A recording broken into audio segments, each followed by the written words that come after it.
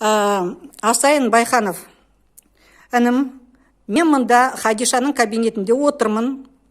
Сіз осында әкімдіктесіз. Шұғыл мұнда келуіңізді мен сізден талап етіп тұрмын. Мен ашуланып, заланып келгенім жәрмеңкеде 30 шақты видео түсіріп келдім мен мұнда. Енді мына Хадиша, мен оны көріп отырмын, өзі сөзінде де айтып қалды.